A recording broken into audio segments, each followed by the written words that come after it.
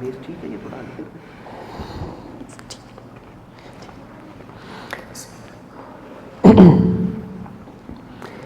الحمدللہ سبحان اللہ الحمدللہ الذی ہدانا الی الصراط المستقیم سبحان اللہ کیا بات والصلاة والسلام علی من اختص بالخلق العظیم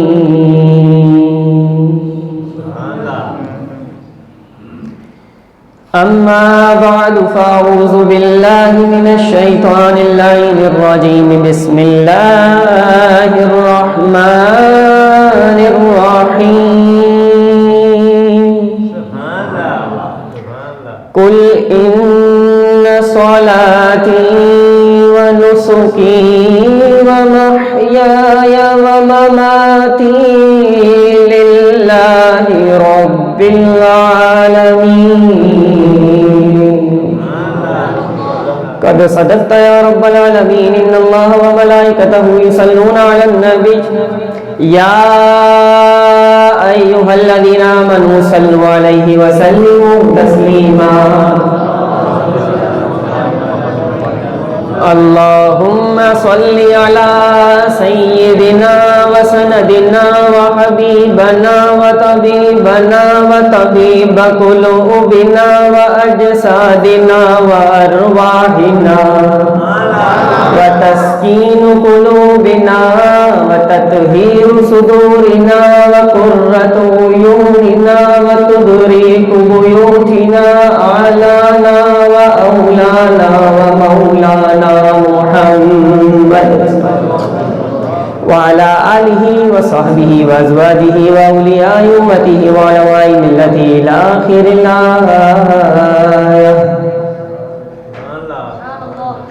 سبحان اللہ. میرے دامن میں تو کانٹوں کے سوا اور کچھ بھی نہیں.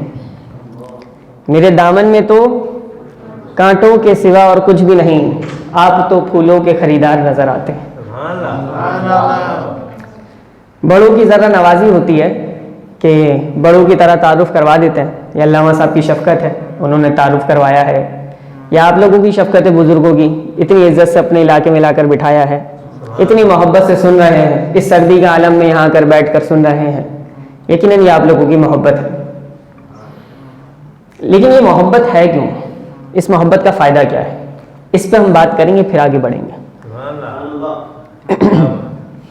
کچھ اشعار میں آپ کی ذوق کی نظر کروں. شاعر کہتا ہے اے میرے کریم کرم کرنا, اے میرے کریم کرم کرنا. یہ سانس بہیلی کچھ بھی نہیں, میری ذات اکیلی کچھ بھی نہیں, مجھے اپنے عشق میں ضم کرنا, اے میرے کریم کرم کرنا. گر آپ کا شہر مدینے میں, رہتے ہیں میرے آئینے میں, چلتے ہیں عدم کی دھرتی پر, سنتا ہوں میں آہٹ سینے میں, اور جب اس آہٹ میں کھو جاتا ہوں, خاک کفے پا ہو جاتا ہوں, اس خاک کو شمع حرم کرنا, اے میرے کریم کرم کرنا. جب آپ کا غم تڑپاتا ہے, مجھے ساری خوشیاں آپ نے دی, میں دھوپ ہوں سایہ آپ کا غم, کیونکہ جب آپ کا غم تڑپاتا ہے حضور, جب آپ کا غم تڑپاتا ہے رونے میں بڑا لطف آتا ہے. جب آپ کا غم تڑپاتا ہے رونے میں بڑا لطف آتا ہے, میری آنکھیں اور بھی نم کرنا, ہے میرے کریم کرم کرنا. اور محشر کا جب ہنگامہ ہو, نعتوں کا سر پہ امامہ ہو. محشر کا جب ہنگامہ ہو, نعتوں کا سر پہ امامہ ہو, پوچھے جو خدا اعمال میرے, ہر ایک سے جدا میرا نامہ ہو, تیرے ذکر کی مہریں ہو لب پر, میری جتنی سانسیں ہو سب پر, بس اپنا نام رقم کرنا, ہے میرے کریم کرم کرنا, اے میرے کریم کرم کرنا. خلاق کائنات قرآن مجید فرقان حمید میں ارشاد فرماتا ہے قل ان صلاتی و نسکی و محیای و مماتی للہ رب العالمین. ایک تو چند باتیں ایسی ہوتی ہیں, وہ ایک پرسنل جذبات ہوتے ہیں ایک دلی خیالات ہوتے ہیں، اور پھر دل کی باتیں دل والوں سے کی جاتی ہیں، دل کی باتیں، اور میں آپ سب کو دل والا سمجھتا ہوں اس لیے اپنے دل کی بات کر دیتا ہوں۔ یہ ایک خاص اللہ نے نعمت رکھی ہے آپ پنجاب والوں پر، ویسے تو سب کی اوپر عطا ہے، لیکن خاص طور پہ پنجاب والوں کے اندر ذوق محفل کا، بیان کا، اور بیٹھ کے مستقل مزاجی کے ساتھ سننا اور اس میں انٹرسٹ لینا، یہ بہت زیادہ ہی نظر آتا ہے۔ اللہ تعالیٰ اس میں برکت عطا فرمائے۔ اور پھر بیان بھی کیسا ہو بھائی، علامہ صاحب بیان ایسا کریں ہمیں نعرے لگانے کا موقع ملے، ہمیں سبحان اللہ ماشاء اللہ کہنے کا موقع ملے، اور پھر علامہ صاحب بیان ایسا ہونا چاہیے کہ 2 دن بعد کوئی پکڑ کے پوچھے یار نعرہ تو تم نے بڑا بہترین لگایا تھا بیان میں، بیان کا عنوان کیا ہے ذرا بتاؤ تو صحیح، کس ٹاپک پہ بیان کر کے گئے تھے؟ تو وہ جیسے ہی آپ سے پوچھتا ہے کہ عنوان کیا تھا، تو آپ کہتے ہیں یار بیان تو بڑا اچھا ہوا تھا، علامہ صاحب بہت اونچا اونچا اچھل بھی رہے تھے اور نعرے لگوا بھی لیے تھے، لیکن مجھے تو بیان کا عنوان بھی یاد ہے۔ تو یہ ہوئے رسمی محفل، یہ ہو گئی، اور وہ محفل یہ محفل نہیں۔ اس محفل کے میزبان محفل جو ہیں انہوں نے تو جو مجھ سے تبادلہ خیال کیا، تو اس سے تو میں مزاج کو جو بھانپ لیا اور سمجھ گیا ہوں، یہاں بیٹھنے کا مقصد یہ ہے کہ ہم جیسے یہاں آ کر بیٹھے ہیں تو پھر واپس ایسے نہ جائیں، ہماری زندگیوں میں انقلاب برپا ہو جائے۔ اگر کوئی بے نمازی ہو تو وہ نمازی بن جائے، اگر وہ ماں باپ کا نافرمان ہو تو فرما بردار بن جائے، اگر وہ دین سے دور ہو تو دین کی محبت، علماء کی محبت اس کے دل میں پیدا ہو جائے۔ یہ وہ محفل ہے، بامقصد محفل، جو آپ کی فکر کو زندہ کرتی ہے، آپ کے ایمان کو تازہ کرتی ہے۔ اتنی بامقصد محفل کے لیے جب میں اور آپ جمع ہو کر بیٹھے ہیں تو پھر یوں ہی تو نہیں بیٹھے، پھر بڑی توجہ کے ساتھ بیٹھے ہیں جیسے آپ بیٹھے ہوئے ہیں ماشاءاللہ، اور پھر خطاب بھی فجر تک چلنا ہو، اور پھر فجر کی نماز پڑھ کے ڈائریکٹ درس قرآن کرنا ہو، تو پھر ایسا کوئی ارادہ بھی نہیں ہے۔ اگر میں کہوں کہ بھائی میں تو کراچی سے آیا ہوں اور کراچی سے آپ کے خاطر آیا ہوں، تو پھر آپ تو بیٹھ کے میرا فجر تک بیان سنیں اور میں فجر تک سناؤں، نہیں، ایسا نہیں ہے۔ تو پھر علامہ صاحب کتنی دیر بیان کرنا ہے؟ 1 گھنٹہ، آدھا گھنٹہ؟ تو پھر میں تو ایک بات کہتا ہوں، میں کہتا ہوں صرف آپ میری طرف دیکھیں اور کچھ نہیں چاہیے، آپ میری طرف دیکھیں، میری بات کو سنیں، اور میں آپ کی طرف دیکھ کر اپنی بات آپ کو سناتا ہوں۔ ہم دونوں گھڑی کو نہیں دیکھتے، پھر جتنی دیر اللہ چاہے گا بیان کروا دے گا۔ جب بیان کو ایسے سنا جائے نا تو پھر وقت، گھڑیاں، سیکنڈ، منٹ پتہ نہیں لگتے، پھر بیان کا ذوق دوبالا ہو جاتا ہے، کیونکہ یہ سننے والے بیٹھے ہیں اور یہ سنانے والا بیٹھا۔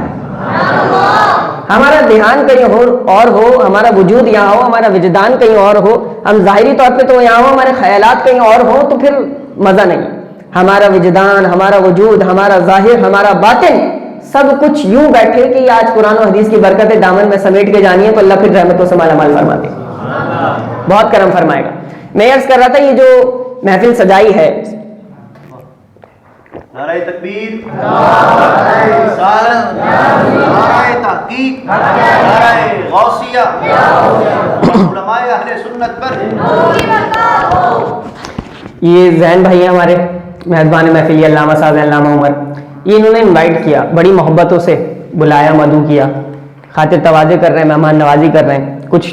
کچھ کیا اکثر مجھے یہ معلوم ہوا ہے کہ حفاظ کرام بھی موجود ہیں، کئی طلبہ بھی موجود ہیں، انتظامیہ بھی موجود ہوگی، یہ بزرگ احباب بھی موجود ہیں، یہ بچے بھی موجود ہیں، اپنی نیندیں بھی قربان کر کے بیٹھے ہوئے ہیں۔ کیوں بیٹھے؟ سوال یہ ہے، یہ شیخ سعد کراچی سے چل کے کیوں آ گئے بھائی؟ کراچی کوئی 2 قدم پہ تو رکھا نہیں، اور پتہ بھی ہے کہ کراچی کی سردی تو کچھ سردی نہیں ہے، یہاں کی کراچی والوں کو پتہ لگتا ہے بھائی سردی تو اسے کہتے ہیں، اور ہم سے بھی پوچھے سردی کسے کہتے ہیں تو ہم تو یہ کہیں گے سردی اسے کہتے ہیں، اور ہم کراچی میں سمجھ رہے ہیں سردی اسے کہتے ہیں۔ نہ بھائی، سردی یہ ہے جو یہاں ہو رہی ہے، بہت سردی ہے، ناقابل برداشت، لیکن رب کا نظام ہے، خوبصورتی ہے علاقوں کی۔ اب یہ اتنی سردی کے عالم میں کیا سوجی کہ اٹھ کر وہاں سے کراچی سے آ کر یہاں خطاب کریں، اور انہیں کیا سوجی کہ سب کو جمع کر کے اتنا اہتمام کر کے، یہ ساؤنڈ لگا کے اتنا اہتمام کر کے علامہ صاحب کو بلا کے بیان کروائیں؟ تو اس کا جواب میں دوں اس کے بجائے میں نے اس کا جواب حدیث مبارکہ سے ڈھونڈ لیا۔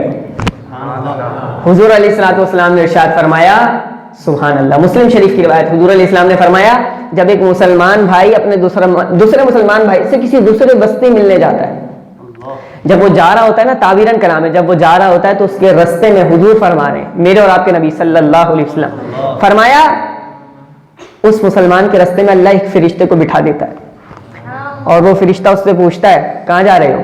وہ کہتا ہے وہ فلاں بستی میں، اور اگر میں کہوں تو میرا جواب یہ ہوگا وہ وہاڑی میں، وہ زین بھائی کے یہاں، وہ علامہ عمر صاحب کے یہاں، وہ مسجد میں، وہ کیوں جا رہے ہو؟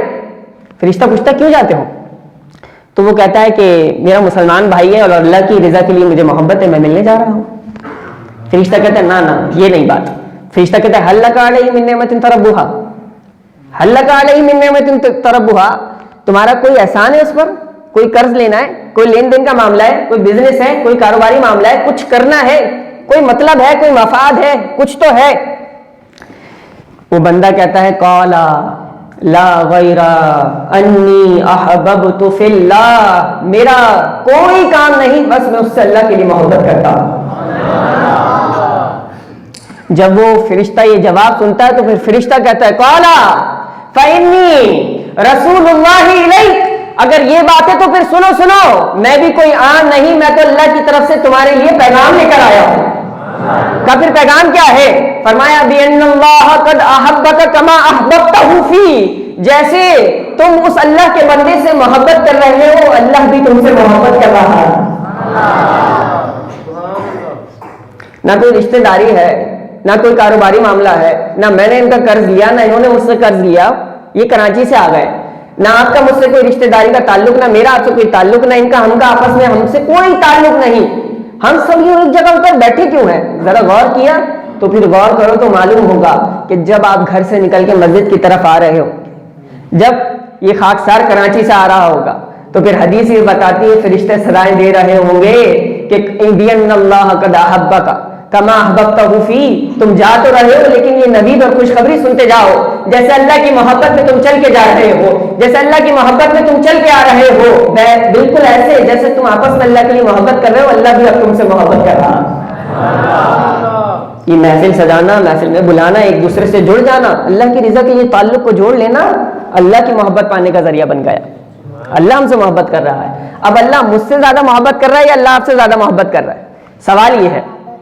اللہ مجھ سے زیادہ محبت کر رہا ہے کیونکہ میں آپ سے اللہ کے لیے محبت کر رہا ہوں، یا اللہ آپ سے زیادہ محبت کر رہا ہے کیونکہ آپ بھی مجھ سے اللہ کے لیے محبت کر رہے ہیں؟ اس کا جواب بھی حدیث میں آ گیا. سبحان اللہ. المعجم الاوسط کی حدیث مبارکہ، حضور علیہ السلام، پیمانہ دیکھیے کتنا پیارا ہے. حضور علیہ السلام نے فرمایا جب دو بندے آپس میں اللہ کے لیے محبت کرتے ہیں تو ان میں سے جو دوسرے سے زیادہ محبت کرتا ہے اللہ بھی اس سے زیادہ محبت کرتا ہے. اب یہ تو دل کے پیمانے کوئی ڈیسائیڈ نہیں کر سکتا. یقیناً میں اللہ کے گھر میں بیٹھا ہوں، ممبر ہے، میں عرض کر رہا ہوں کہ میں آپ سے محبت کرتا ہوں اللہ کی رضا کے لیے اس لیے آیا ہوں، تو پھر آپ بھی کہیں گے علامہ صاحب ہم بھی آپ کے لیے بیٹھے ہیں اللہ کی رضا کے لیے، ہم بھی محبت کرتے ہیں. تو پھر یہ اللہ ہی جانتا ہے کہ اللہ ہم دونوں میں سے کس سے زیادہ محبت کرتا ہے. جو جس سے زیادہ محبت کرتا ہے اللہ اس سے زیادہ محبت کرتا ہے. میرے بندے ایک دوسرے سے محبت کر رہے ہیں تو میری وجہ سے. اور سنیں کمال بات ہے. فرمایا حضور علیہ السلام کی حدیث مبارکہ الترغیب و ترہیب میں یہ روایت موجود ہے. فرمایا اے میرے صحابہ، قیامت کا دن ہوگا، قیامت کا دن، نفسا نفسی کا عالم، ہر بندہ کہے گا میری جان بچ جائے، اور ایسے وقت میں رب نور کے ممبر سجائے گا اور ایسی شانیں عطا کرے گا کہ انبیاء اور شہداء شہید ہو گئے، جس نے اپنی جان اپنے پاس نہیں رکھی، اپنی جان کا نذرانہ بھی رب کے حضور پیش کر دیا، وہ شہید بھی رشک کریں گے کہ کاش یہ مقام ہمیں ملتا. شہید بھی رشک کریں گے. صحابہ نے عرض کی حضور یہ کون ہوں گے؟ کہا نہ وہ نبی بھی نہیں ہے نہ وہ شہید بھی نہیں ہے، پھر کون ہے؟ کہا ان کی ایک نشانی ہے، وہ نشانی ہے وہ آپس میں اللہ کے لیے محبت کرتے ہوں گے، وہ ایک دوسرے سے مصافحہ کرتے ہوں گے تو اللہ کی رضا کے لیے کرتے ہوں گے، یہ ان کی علامت ہے. اور اللہ ان کے لیے نور کے ممبر اور موتی سجائے گا، اور جب سب لوگ گھبراہٹ میں مبتلا ہوں گے حضور علیہ السلام نے فرمایا یہ مطمئن بیٹھے ہوں گے، انہیں کوئی غم اور خوف نہیں ہوگا. اب میں ذرا اور آپ ذرا دیکھیں اس حدیث کے پیرائے میں کہ اس حدیث کا مصداق میں اور آپ نہیں بن سکتے. بہت آسان ہے ہمارے لیے تو بننا، کیونکہ میں اور آپ ایک دوسرے سے اللہ کے لیے محبت کر رہے ہیں. اور اگر ابھی محفل کے بعد ہمارا مصافحہ بھی ہو جائے اور انشاءاللہ ہوگا تو یہ مصافحہ بھی اللہ کی رضا کے لیے ہو رہا ہے. فرمایا جو اللہ کی رضا کے لیے محبت کرے اور مصافحہ کرے تو قیامت کے دن اللہ ایسی شانیں اور نور کے ممبر کے موتی عطا کرے گا کہ اس پہ جو موتی جڑے ہوں گے ایک موتی کے آگے سورج کی روشنی بھی کم پڑ جائے گی. ایسی شان اور عظمت اللہ رب العزت عطا فرمائے گا، ایسی عظمت عطا فرمائے گا. تو یہ تمہیدی کچھ باتیں اس لیے تھیں کہ پھر جس سے محبت کی جائے گا، پھر اس سے محبت کی جاتی ہے تو پھر اس کی باتیں بھی سنی جاتی ہیں. محبوب کی باتیں اچھی لگتی ہیں، بندہ محبت کر رہا ہے وہ کہتا ہے تھوڑی اور نال کرو میرے گل، مجھے پنجابی نہیں آتی میں بول رہا ہوں غلطی معاف کریے گا، ٹھیک ہے. کچھ اور بھی سنا دو بھیا. تو بس یہ محبت ہے. اللہ پاک تادم حیات سلامت رکھے. محبت جو ہوتی ہے نا محبت, وہ پھر انسان کو ادب بھی سکھاتی ہے, بہت ضروری ہے. ایک میں آپ کو اپنا تجربہ چھوٹا سا بتا دیتا ہوں. انسان گزرتا رہتا ہے مراحل سے. حضرت کوئی رات کے 2:30 بجے 2:45 بجے کا وقت تھا اور ایک کال آتی ہے مجھے نا, ایک کال آئی. اب میں کال پک کرتا ہوں تو اب ظاہر بندہ جب ایسے وقت میں کال اٹھاتا ہے وہ یقین ہوتا ہے یار کوئی ایمرجنسی ہے. اب اٹھا لی کال, یہ دعا سلام تھا بندہ, اس کی کال تھی. تو جب میں نے کال اٹھائی نا تو وہ بندہ کہہ رہا ہے کہ یار وہ میرے یہاں بچی پیدا ہوئی ہے, ذرا اس کے نام کے حروف تو نکال کے دیتے. رات کے 2:30 3 بجے. آپ سوچیں. تو لوگوں کو سینس اندازہ ہونا چاہیے کہ عالم جو ہوتا ہے یا جس کی مصروفیات ہوتی ہیں اس کو کیسا کام ہوتا ہے, کس وقت مناسب ہے اس کو تنگ کرنا. اجازت ہونی چاہیے کہ آپ فری ہو تو کال کر لوں. بعد اب لوگ بھی موجود ہیں, لیکن میں تربیت کے لیے بات کر رہا ہوں کہ رات کو 2:30 3 بجے آپ کال کر کے کہیں یار وہ بچی پیدا ہو گئی ہے, ذرا حروف تو نکال کے دے دیں. میں نے کہا جی ٹھیک ہے نکال کے دیتے ہیں. میں نے کال کٹ کر دی. اب یہ ہو گئی, اس بات کو ہو گئے کوئی 2 سال. 2 سال بعد سیم ٹائم میں مجھے سیم کال آئی ایک نوجوان کی. تو مجھے پھر میں مجبور ہو گیا ہوں کہ وہ بات میں یہاں اس لیے بتا رہا ہوں, جوڑ کے بتا رہا ہوں 2 سال کے گیپ سے. رات کے 2:30 بجے کال آ رہی ہے. ایک بندہ کہہ رہا ہے یار وہ میرا ایک کام ہے, حروف تو نکال کے دو ذرا, نام رکھنے. حالانکہ عالموں کا کام حروف نکالنا نہیں ہے. عالموں کا کام تو تمہاری ظاہری باطنی دنیا کی اور آخرت کی زندگی سنوارنا ہے. ہم حروف کی تک محدود ہو گئے. تو اب 2:30 بجے دوبارہ 2 سال گزر کے 2:30 بجے کال آتی ہے. سبحان اللہ. مستقل 2-3 دن تک میں سوچتا رہا ہے اللہ ایسی فکر آج کے دور میں, اس پرفتن دور میں یہ فکر. اس نوجوان کی کال آئی اور اس نے کال کر کے مجھے کہا کہ اچھا طریقہ سنیں, طریقہ بھی بتا دوں میں آپ کو. اس نے مجھے واٹس ایپ پہ میسج کیا. میں نے تھوڑی دیر بعد مصروفیت سے فری ہو کے اسے آنسر کیا. جب میں نے اسے آنسر کر دیا تو پھر اس نے مجھے کال کی. طریقہ ادب. پھر کال کیا, پھر کال کر کے اس نے رات کے 2:30 بجے تقریباً مجھے پتہ کیا پوچھا. اس نے کہا حضرت میں داڑھ کی تکلیف ہے, داڑھ نکلوا کر آیا ہوں اور میرا خون نہیں رک رہا اور مجھے فکر یہ ہو رہی ہے میری عشاء نہ قضا ہو جائے. سبحان اللہ. مجھے فکر یہ ہو رہی ہے میری عشاء کی نماز قضا نہ ہو جائے تو بتائیں میں عشاء کیسے پڑھوں. یہ بھی تو مسئلہ پوچھنے والا, یہ بھی تو فکر ہے, یہ بھی تو سوچ ہے. مطلب جواب اس کا ایک طرف, وہ معذور شرعی کا مسئلہ الگ, وہ ساری اس کی رخصت الگ, سب کچھ.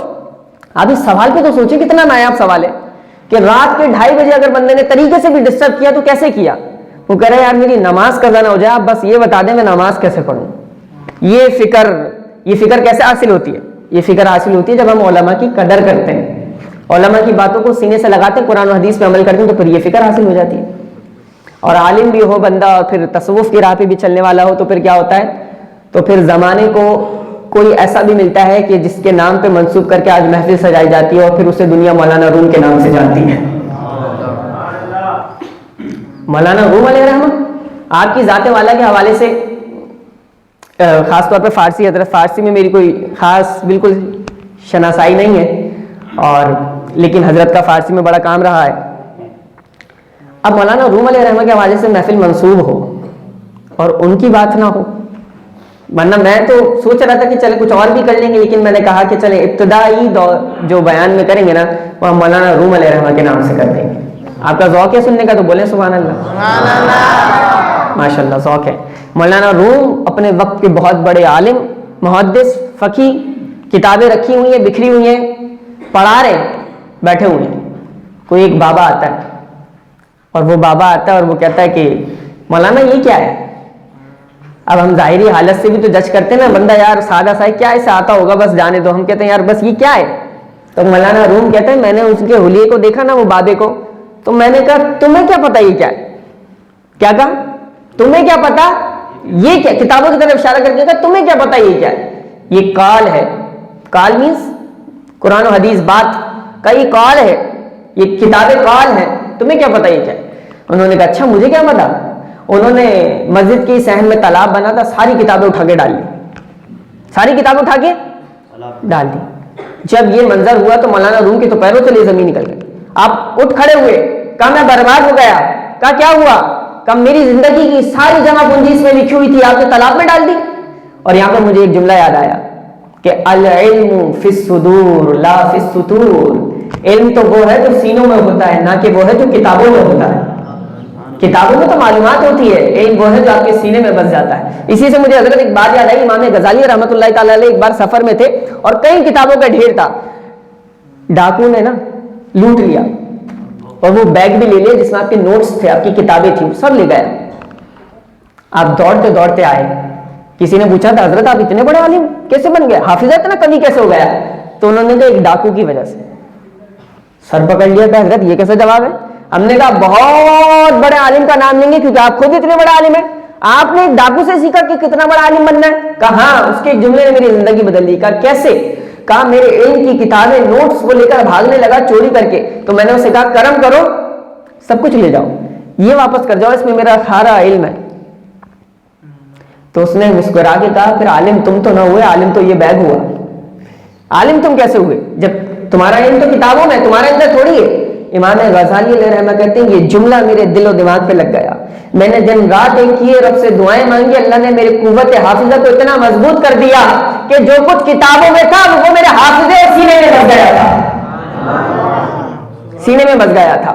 مولانا روم کی کتابیں دریا میں تالاب میں پھینک دی گئیں. وہ شمس تبریز، وہ بزرگ، وہ درویش، وہ پوچھ رہی کیا ہے؟ وہ کہتے ہیں تو کال ہے، تمہیں کیا پتا کیا ہے؟ انہوں نے کتابیں پھینک دی.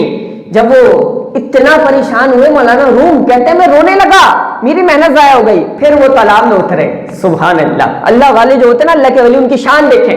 وہ تالاب میں اترے اور وہ تالاب میں اتر کے تالاب کے اندر سے کتابیں نکال کے سوکھی کتابیں جھاڑتے ہیں، اس میں سے گرد گرتی ہے. سوکھی سوکھی کتابیں دیتے ہیں، سوکھی کتابیں، گیلی نہیں ہوئی کتابیں، تالاب کے اندر بھی سوکھی کتابیں دیتے ہیں. جب وہ درویش جو کہ اللہ کے ولی شمس تبریز تھے انہوں نے سوکھی کتابیں دی نا، تو پھر مولانا روم نے پوچھا یہ کیا ہے؟ انہوں نے کہا یہ حال ہے، یہ حال ہے، تم جس پہ کر رہے تھے وہ کال ہے، بس باتوں کی بات ہے. یہ حال ہے، یہ دل کے اندر کا حال ہے، یہ تصوف کا حال ہے، یہ روحانیت کا حال ہے، یہ طریقت کی راہ ہے، یہ حال ہے. مولانا روم کہتے ہیں کہ بس اس دن سے میری تو دنیا ہی پلٹ گئی، میری دنیا پلٹ گئی. پھر وہ کہتے ہیں مولوی ہرگز نہ شد مولائے روم، کہ جو مولوی ہے نا مولانا روم نہ بنتا اگر شمس تبریز کا دامن ہاتھ میں نہ آتا. مولانا روم کہتے ہیں میں 3 سال تک، کتنے سال تک؟ 3 سال تک شمس تبریز کے پیچھے بھاگتا رہا. درویش اس درویش کے پیچھے اپنا دامن دے دو، مجھے شاگردی میں لے لو، مجھے مرید بنا لو. 3 سال تک اپنے پیچھے رکھا، مرید نہیں کیا. کہا کرم کیجئے، اور کہا حضرت آج تو بس کرم کر دے، 3 سال ہو گئے اور میں آپ کے پاس آ رہا ہوں 3 سال سے. انہوں نے کہا تمہیں تو 3 سال ہوئے تم میرے پیچھے ہو، میں 25 سال سے تمہارے پیچھے ہوں. 25 سال سے؟ کہا کیا مطلب؟ کا مطلب یہ ہے کہ جیسے مرید کو کامل پیر کی تلاش ہوتی ہے، کسی کسی پیر کو کامل مرید کی بھی تلاش ہوتی ہے. تمہارے اندر جو گوہر اور نایاب ہیں وہ کامل مرید بننے کے ہیں. میں 25 سال سے تیری تلاش میں ہوں، اگر تو مرید بن جائے گا تو پھر آنے والے وقت میں لوگ اتنا فیض پائیں گے، اتنا فیض پائیں گے کہ بہاری کی مسجد میں بیٹھ کے تیرے نام کی محفلیں سجائیں گے. مولانا روم رحمۃ اللہ تعالیٰ علیہ. مثنوی شریف میں آپ نے ایک روایت لکھی کہ حضور علیہ الصلوۃ والسلام تشریف لائے. اما عائشہ صدیقہ ام المؤمنین طیبہ طاہرہ رضی اللہ تعالیٰ عنہا، آپ نے حضور علیہ السلام کو چھو کر دیکھا، حضور علیہ السلام کو چھو کر دیکھا اور حیران ہو گئے. مولانا روم علیہ رحمہ لکھتے ہیں اپنی مثنوی میں کہ حضور علیہ السلام سے پوچھنے لگیں کہ حضور باہر بارش نہیں ہوئی؟ باہر بارش نہیں ہوئی؟ کہا نہیں. کہا یہاں تو اتنی بارش ہوئی اور میں دیکھ رہی ہوں آپ بالکل بھی گیلے نہیں ہیں، آپ پہ نمی نہیں ہے، آپ گیلے نہیں ہیں. تو حضور علیہ السلام نے فرمایا اے عائشہ، اے پاک باز اور پاک دامن عائشہ، تم یہ بتاؤ تم نے پہنا کیا ہے، تم نے اوڑھا کیا ہے؟ کہا حضور جس چادر پہ جبریل امین آپ پر وحی لے کر آتے ہیں میں نے وہ چادر اوڑھ رکھی ہے. جب یہ حضور علیہ السلام نے سنا تو حضور علیہ السلام نے فرمایا اے عائشہ، یہ بارش وہ بارش نہیں جو آسمان سے برستی ہے، یہ نورانی چادر جس پہ رب کا کلام آتا ہے اور جبریل امین وحی لے کر نازل ہوتے ہیں، یہ چادر جو تم نے اوڑھ رکھی ہے اللہ نے تمہارے حجابات سے، پردے سے، ہاتھوں سے پردے ہٹا دیے، بالکل ہٹا دیے. تو پھر کیا دیکھا؟ کہا یہ آسمان سے جو بارش ہو رہی ہے یہ تمہیں نظر نہیں آ رہی، اب رب کی رحمت تمہیں نظر آ رہی ہے. جو اصل رب کی رحمت برستی ہے وہ تمہیں نظر آ رہی ہے، یہ وہ بارش نہیں جو آسمان سے برستی ہے. اور مولانا روم مولانا روم رحمۃ اللہ تعالیٰ علیہ، آپ کی بس ایک دو باتیں کر کے میں اپنے عنوان کی طرف صحیح سے آؤں گا اور کچھ باتیں عرض کر کے اختتام کرتا ہوں۔ مولانا روم علیہ رحمہ فرماتے ہیں، بڑی کمال اور گہری بات ہے۔ مولانا روم فرماتے ہیں کہ جب اللہ کسی کا راز فاش کرنا چاہتا ہے، مثنوی شریف میں دو نصیحتیں، دو جملے ہیں، اور ہماری پریکٹیکل لائف سے، ہماری عملی زندگی سے بہت تعلق ہے اس کا۔ مولانا روم فرماتے ہیں کہ جب کوئی شخص جس کا اللہ عیب فاش کرنا چاہتا ہے، جس کے رازوں کو کھولنا چاہتا ہے، تو پھر اللہ کیا کرتا ہے؟ اللہ اس کا میلان اس بات کی طرف کر دیتا ہے کہ وہ نیک لوگوں کے اوپر تانے دینا شروع کر دیتا ہے، نیک لوگوں کے اوپر طنز کرنا شروع کر دیتا ہے، وہ نیک لوگوں کے اوپر الزام لگانا شروع کر دیتا ہے۔ اس کے راز فاش ہونے والے ہیں، اس لیے اللہ نے اس کو اس طرف ڈال دیا۔ جب وہ دوسروں کو تانے دے گا تو پھر کیا ہوگا؟ دوسروں کو عیب لگائے گا تو پھر کیا ہوگا؟ مکافات عمل ہوگا، زمانہ اس کو تانے دے گا، زمانہ اس کے عیب کھولے گا، یہ ذلیل ہو جائے گا۔ اور کہا اللہ جس کی پردہ پوشی کرنا چاہتا ہے اس کو یہ توفیق دیتا ہے کہ وہ کسی کے اندر عیب کو دیکھے بھی تو اس کے پردے ڈال دیتا ہے۔ پھر ملتا کیا ہے؟ کیا ملتا ہے؟ حضور علیہ السلام نے فرمایا، مسلم شریف کی روایت، فرمایا من ستر مسلمن ستر اللہ، جس نے کسی مسلمان کے عیب کو چھپا دیا اللہ اس کے عیب کو چھپائے گا۔ آج آپ کسی کا اسکینڈل بنانا چاہیں، کسی کو ذلیل کرنا چاہیں، کسی کے معاشرے میں پگڑی اچھالنا چاہیں، ہم کہیں بھائی میرے ہاتھ میں اس کی عزت، میں وڈیرا، میں چودھری، میں یہ، میں وہ، میں اس کو ذلیل کر کے رکھ دوں گا۔ جب تم ذلیل کر کے رکھو گے تو پھر کیا ہوگا؟ 100 1000 سوشل میڈیا کا دور ہے، ملین، بس کر لیا ذلیل۔ اور اگر تم نے انہی ملین اور 100 لاکھوں بندوں کے سامنے اس بندے کے عیب کو چھپا دیا، پردہ پوشی کر دی، تو سودا بڑا سستا ہے۔ حضور علیہ السلام نے فرمایا حضرت آدم علیہ السلام، مفہوم حدیث، حضرت آدم علیہ السلام سے لے کر آخری انسان تک جب محشر میں کھڑا ہوگا اللہ تمہارے عیبوں پہ پردے ڈال دے گا، اللہ تمہارے عیبوں پہ پردے ڈال دے گا۔ اتنا سادہ سودا ہے، اتنا سادہ۔ میری امام، آپ کے امام، امام الائمہ، سراج الامہ، امام اعظم رحمۃ اللہ تعالی علیہ، جن کی ہم تقلید کا دم بھرتے ہیں، محبت کا دم بھرتے ہیں، آپ جا رہے ہیں، ہمارے جو اسلاف کا کردار ہے نا وہ ذرا سنیے، اور ہم جہاں کھڑے ہیں ہم اپنے اوپر دیکھیں۔ پھر آپ جا رہے ہیں اور آپ کے پیر سے کیچڑ اچھلی اور ایک دیوار پہ لگ گئی، اللہ اکبر، کیچڑ اچھلی اور دیوار پہ لگ گئی، امام اعظم علیہ رحمہ رک گئے۔ اللہ نے اگر فقاہت دی تو پھر ایسی تو نہ دی، اللہ نے دین کی سمجھ کی گہرائی دی تو پھر ایسی تو نہ دی، تقوی میں بھی کتنے اعلیٰ تھے۔ امام اعظم علیہ رحمہ لکھا ہے سیرت میں، آپ رک گئے، ایک کیچڑ کی چھینٹ اڑ کے وہ کسی دیوار پہ جا کے لگ گئی۔ امام اعظم کھڑے ہوئے ہیں، رک گئے، کچھ سوچ رہے ہیں، کچھ سوچ رہے ہیں۔ اتنے میں دیکھا سوچ رہے جس کے گھر کی دیوار پہ چھینٹ لگی تھی نا کیچڑ کی، وہ بندہ باہر آ گیا۔ وہ بندہ، آپ کو اگر یہ بات سمجھ میں آ گئی نا تو میری اور آپ کی تو زندگی بدل جانی ہے۔ وہ بندہ باہر آ گیا۔ اب وہ بندہ باہر آیا تو وقت کے امام کو اپنے سامنے کھڑا پایا، اور پھر وہ کوئی اور نہیں تھا، وہ کوئی اور نہیں تھا، وہ یہودی تھا، یہودی، پکا یہودی، مسلمان نہیں تھا، یہودی تھا۔ اس نے دیکھا مسلمانوں کے امام کھڑے، اور دوسری پلس بات سنیں، دوسری کیا، وہ مقروض بھی تھا امام کا، یعنی امام اعظم سے اس نے قرضہ لیا ہوا تھا، یہودی تھا اور امام اعظم سے قرضہ بھی لیا ہوا تھا، مقروض تھا۔ جب اس نے یہ بات دیکھی کہ امام میرے دروازے پہ کھڑے ہیں، سبحان اللہ، جب اس نے یہ بات دیکھی امام میرے دروازے پہ کھڑے ہیں، تو اس نے کہا حضرت قرض میں اگر دیر ہو گئی تو تلافی ہو جائے، معاف کر دیں، رخصت دے دیں۔ وہ ڈرنے لگا کہ یہ تو اپنا قرض مجھ سے لینے آئے ہیں۔ تو پتہ ہے امام نے کیا کہا؟ امام نے کہا تم قرض کی بات کرتے ہو، ارے قرض چھوڑو، ابھی میں ایک پریشانی میں کھڑا ہوں۔ کہا کیا پریشانی ہے؟ کہا یہ جو تمہارے گھر کی دیوار ہے اس پہ میری چپل سے ایک چھینٹ اڑ کے آئی ہے۔ اب میں یہ سوچتا ہوں، کچے مکان ہوا کرتے تھے، میں یہ سوچتا ہوں کہ اگر اس چھینٹ کو اکھاڑوں گا تو تمہاری دیوار کا بھی نقصان ہوگا، اور اگر اس چھینٹ کو چھوڑ دیتا ہوں تو تمہاری دیوار پہ داغ لگ جاتا ہے، دھبا لگ جاتا ہے، عیب دار ہو جاتی ہے۔ میں اس پریشانی میں کھڑا ہوں، یہ مسئلہ حل کیسے کروں؟ وہ یہودی اللہ جب ہدایت دینا چاہتا ہے تو لفظوں میں تاثیر پیدا فرما دیتا ہے۔ اللہ جب ہدایت دینا چاہتا ہے تو 2 جملے ہی کافی ہوتے ہیں۔ اللہ جب ہدایت دینا چاہتا ہے تو 30 اور 50 سال کی زندگی ایک طرف، ایک محفل میں ہی دنیا بدل جاتی ہے۔ وہ یہودی کھڑا ہے، امام کو دیکھ رہا ہے، کہتا ہے امام میرے قرض کی وجہ سے میرے دروازے پر آئے۔ کہا نہیں نہیں، تمہارے قرض کی وجہ سے نہیں جو میں نے قرض دیا کا پھر کا تمہاری دیوار پہ جو چھیٹ لگی ہے اگر میں اسے اکھاڑوں تمہاری دیوار خراب ہوتی ہے, اگر میں رہنے دوں تو یہ دیوار داغدار ہو جاتی ہے. وہ کہتا ہے حضرت دیوار بعد میں صاف کیجیے گا, پہلے میرے دل کو صاف کیجیے, مجھے کلمہ اسلام کر کے مسلمان کر دیجیے,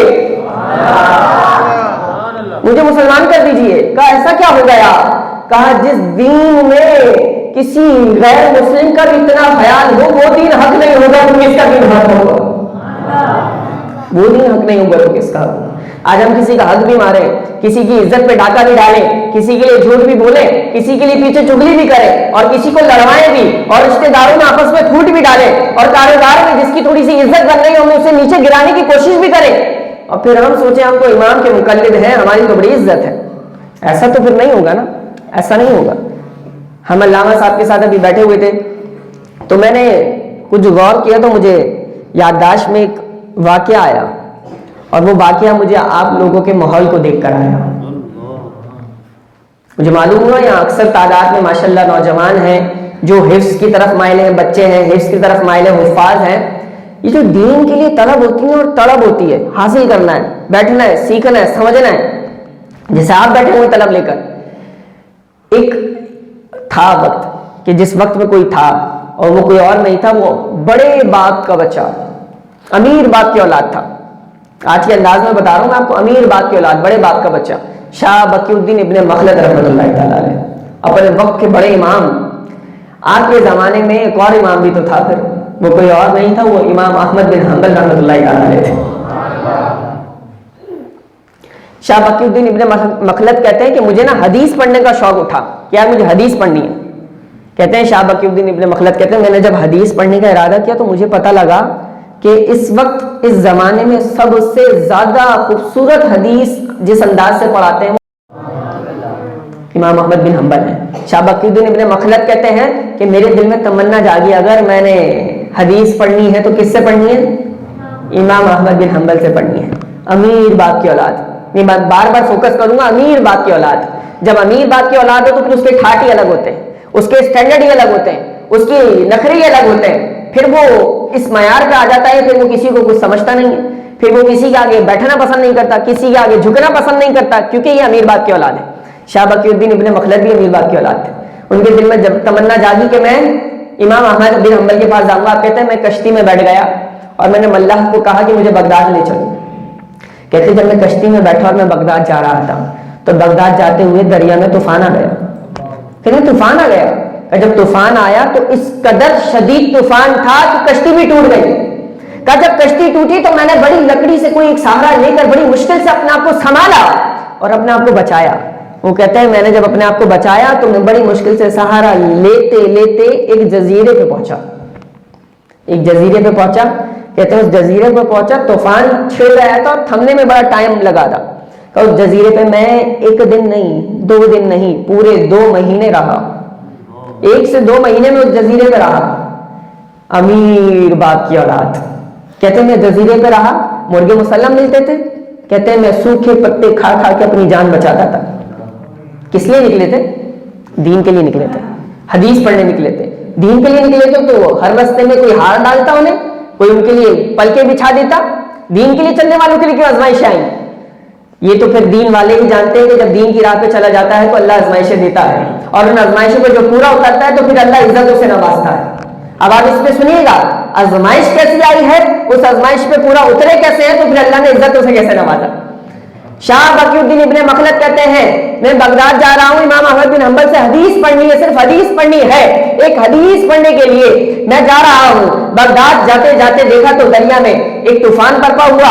جزیرے پہ 2 مہینے لگ گئے سنبھلنے میں طوفان کا. پھر مجھے سنبھلا تو مجھے کشتی والا نظر آیا, تو میں نے کشتی والے ملاح سے کہا مجھے گھر چھوڑا, طوفان آ گیا, میرا جذبہ ٹھنڈا ہو گیا, میں نے آگے نہیں جانا, میرا موبائل چھین گیا ہے, اسنیچنگ ہو گئی ہے, ڈاکو آ گئے, اب میں کیوں مدرسے جاؤں, اب میں کیوں حفظ کرنے جاؤں, اب میں کیوں آگے پڑھوں, میرا تو نقصان ہو گیا, واپس گھر چلو. یہ تو میرا اور آپ کا جذبہ ہو سکتا ہے. وہ تو شاہ بقی الدین ابن مخلد تھے, وہ بیٹھے 2 مہینے پتے کھا کے دوبارہ کشتی میں بیٹھے, جذبہ پھر بھی ٹھنڈا نہیں ہوا. کہا امام احمد بن حنبل کے پاس جانا ہے, امام احمد بن حنبل کے پاس لے چلو, بغداد جانا ہے, مجھے حدیث پڑھنی ہے.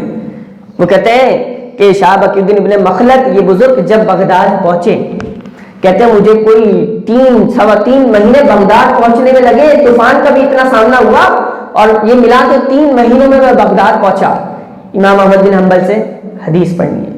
کہتے ہیں جب میں بغداد پہنچا اور میں نے پوچھا کہ امام احمد بن حنبل کا مدرسہ کہاں ہے، تو لوگوں نے کہا ان کا مدرسہ تو بند ہو گیا، ان کا مدرسہ تو بند ہو گیا۔ کہا کیوں؟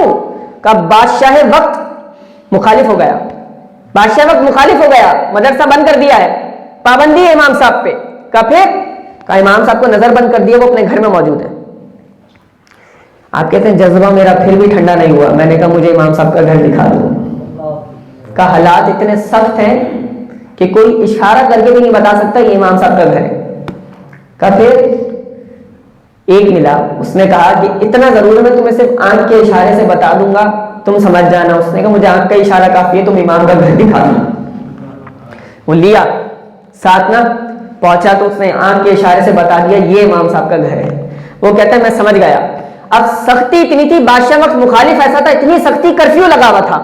وہ کہہ رہے کرفیو لگا ہوا، امام کے گھر کوئی آ نہیں سکتا، امام کے گھر سے کوئی نکل نہیں سکتا، امام کے گھر کوئی جا نہیں سکتا، امام سے کوئی طالب علم پڑھ نہیں سکتا، امام صاحب کے اوپر پابندی بادشاہ وقت نے لگا دی، گھر کی طرف کوئی اشارہ کر نہیں سکتا۔ اب اس نے آنکھوں سے اشارہ کر کے بتا دیا امام صاحب کا گھر یہ ہے۔ وہ کہتے ہیں میں واپس آ کے سوچنے لگا امام صاحب کے گھر کیسے جاؤں، کہیں میں جاؤں، اپنی فکر نہیں، کہیں میں جاؤں مجھے اٹھا کے لے جائیں سپاہی بادشاہ کے، نہیں، میں جاؤں میری وجہ سے امام کو کوئی نقصان نہ پہنچا لے، میں کیسے جاؤں؟ امیر باپ کا بچہ 3.5 مہینے ٹھوکرے کھا کھا کے، پتے کھا کھا کے علم حاصل کرنے، حدیث سیکھنے پہنچا ہے، ایک امیر باپ کی اولاد، اور اب وہ سوچ رہا ہے کہ میں امام سے ملوں کیسے۔ اللہ نے ایک ترکیب ذہن میں ڈالی، اس نے پھر کیا کیا، اس امیر باپ کے بچے نے اپنے کپڑوں کو تھوڑا سا پھاڑ لیا، اپنے کپڑوں کو تھوڑا سا پھاڑ لیا، اپنی دستار کو بھی تھوڑا اتار دیا، اور ایک کشکول خرید کے اپنی گردن میں ڈال دیا، اور امام کے گھر سے 3 گلی پیچھے سے ہر دروازے کو کھٹکا کے کہتا کہ اللہ کے نام پہ کوئی مجھے کچھ دے، اللہ کے نام پہ مجھے کوئی کچھ دے۔ ڈائریکٹ امام صاحب کے گھر کیوں گیا؟ اس نے کہا پھر بات یہی ہے، اگر میں ڈائریکٹ امام کے گھر پہ جاتا تو کسی کو شک نہ ہو جاتا، اس لیے امام صاحب کے گھر براہ راست نہیں گیا، بلکہ 3 گلیوں پیچھے سے میں نے در در لوگوں سے بھیک مانگی کہ اللہ کے نام پہ کوئی مجھے کچھ دے۔ وہ کہتے ہیں آخر وہ دروازہ آیا کہ جس دروازے کے خاطر میں 3 مہینے سفر کر کے آیا، میں نے پتوں پر بھی گزارا کیا، اور میں نے طوفانوں کا بھی سامنا کیا، میں سب کچھ کر کے جہاں پہنچا تھا، اب وہ دروازہ میرے سامنے تھا، اور میں نے دستک دے کے کہا کہ کوئی ہے جو اللہ کے نام پہ دے۔ وہ کہتے ہیں وہ دروازہ کھلا، کوئی نورانی داڑھی والا، نورانی چہرے والا، نورانی امامے والا، نورانی لباس والا، وہ کوئی اور نہیں، وہ امام احمد بن حنبل تھے۔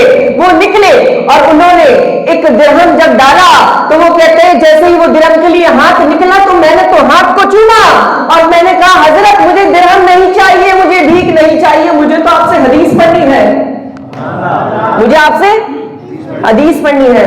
امام نے جب یہ بات سنی تو امام کی آنکھوں میں آنسو آ گئے۔ امام نے کہا اس حالات میں تمہیں حدیث پڑھنی ہے؟ کہا حضرت میں تو کہاں سے چلا ہوں، کہاں پہنچا ہوں، زندگی سے یہ گلہ ہے تو بڑی دیر سے ملا ہے، زندگی سے یہ گلہ ہے تو بڑی دیر سے ملا ہے، اور یہ سنا تھا کہ آستانہ یار دور ہے، لیکن دل نے بھی ٹھان لی تھی کہ جانا ضرور ہے۔ کہا حضرت میں تو کہاں سے چلا ہوں اور کہاں پہنچا ہوں؟ کہا پھر کیا کرنا ہے؟ کہا آپ کرم فرمائیں مجھے حدیث پڑھائیں۔ امام نے کہا دل کی بات یہ ہے کہ میرے دل میں بھی کئی دن سے یہ بات آ رہی تھی، کوئی پڑھنے والا نہیں آ رہا، اب تم آ گئے ہو۔ کہا حضرت ایک ترکیب ذہن میں ہے۔ کہا کیا؟ کہا روز میں فقیر بن کے آ جایا کروں، آپ جتنی دیر میں خیرات دیں کوئی حدیث سنا دیا کریں، میں حدیث سیکھ لیا کروں۔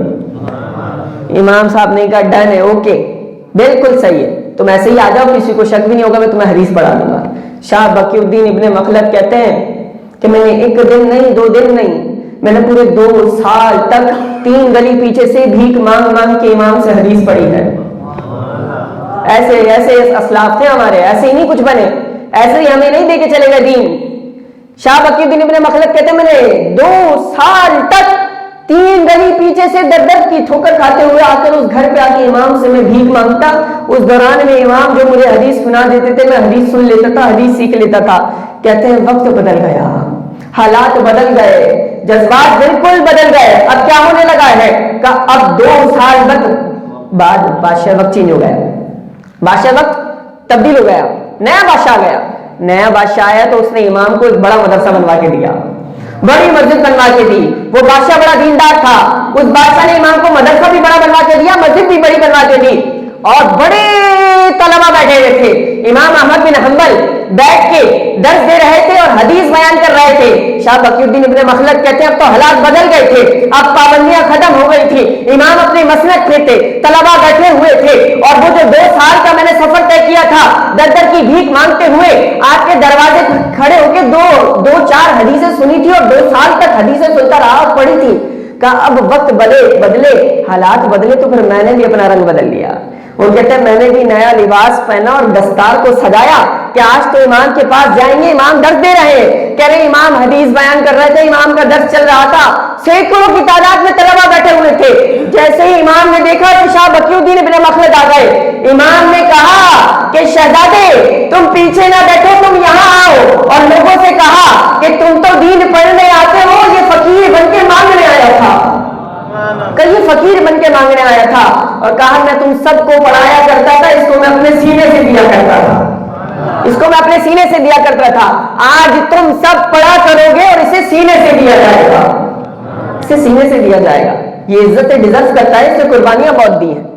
جب آپ دین کے لیے کچھ قربان کرتے ہیں تو اللہ بہت کچھ عطا کرتا ہے.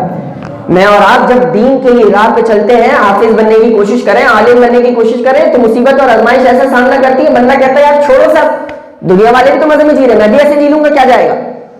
آپ جی لیں گے کچھ نہیں جائے گا, لیکن دین کی خدمت کے لیے تو پھر رب چنیدہ سینوں کو چنتا ہے.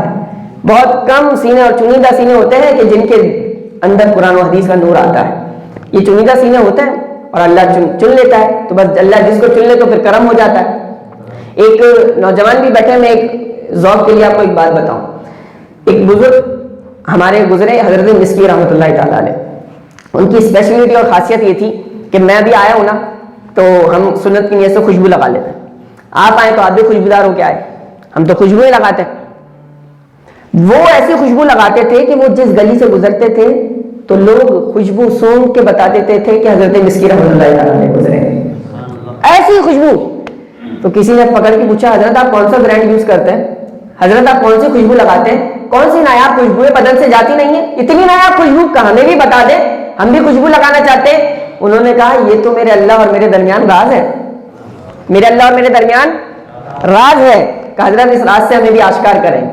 انہوں نے کہا میں جوانی کے عالم میں نا ایک جاب کرتا تھا, اور وہ جاب میں کپڑے کا کاروبار تھا, ادھر جاب کرتا تھا. کہ پھر کہ میں کپڑے کی دکان پہ بیٹھتا تھا, ایک روز ایک خاتون آ گئی, اور اس خاتون نے میرے مالک سے کہا کہ اس نوجوان کو میری حویلی میں بھیجو, میرے محل میں بھیجو, اور میرے محل میں بھیجو, ہم ان سے کپڑے خریدنا چاہتے ہیں, جو کپڑے پسند آئے گے وہ رکھ لیں گے, جو نہیں آئیں گے وہ بھیج دیں گے. اب دین تو اجازت نہیں دیتا, دین کہتا ہے ایک مرد اور دوسری عورت ہو تنہائی میں تو تیسرا شیطان ہوتا. یہ دین کی تعلیمات ہے تو پھر ایسی تو نہیں ہے. اب اس خاتون نے بلا لیا, کپڑوں کی تھان لے کر آ جاؤ. وہ کہتے ہیں میں کپڑوں کی تھان لے کر پہنچا, اور جب میں پہنچا نا تو میں نے دیکھا کہ حویلی بہت بڑی محل نما, ایک کمرے کے اندر دوسرا کمرہ, دوسرے کمرے کے اندر تیسرا کمرہ, محل چلتا ہی جا رہا ہے, مجھے اگلے کمروں میں لیتے جا رہے ہیں. وہ کہتا ہے نوجوان جیسے جیسے میں کمروں میں جاتا جا رہا ہوں پیچھے کے دروازے بند ہوتے جا رہے ہیں.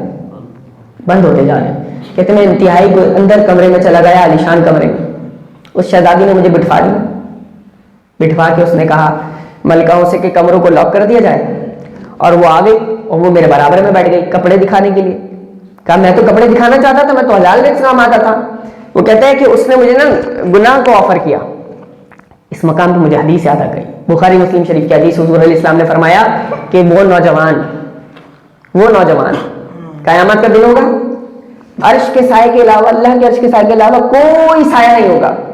کہ وہ نوجوان کہ جسے گناہ کا موقع ملے, کوئی عورت سے وہ گناہ کر سکتا ہو, لیکن وہ کہے انی اخاف اللہ رب العالمین, کہ میں تو اپنے اللہ سے ڈرتا ہوں. یہ وہ نوجوان ہے کہ اللہ قیامت کے دن سے عرش کا ٹھنڈا سایہ نصیب فرمائے گا.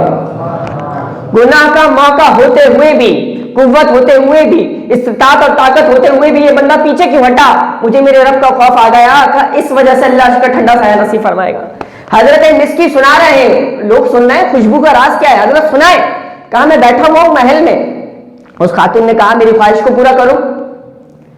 وہ کہتے ہیں میں نے تو زندگی بھر گناہ کیے نہیں تھے, میں نے تو اپنی جوانی کو بڑا سنبھال کے پاک دامن ہو کے گزارا تھا, میں اب کیسے کر سکتا ہوں.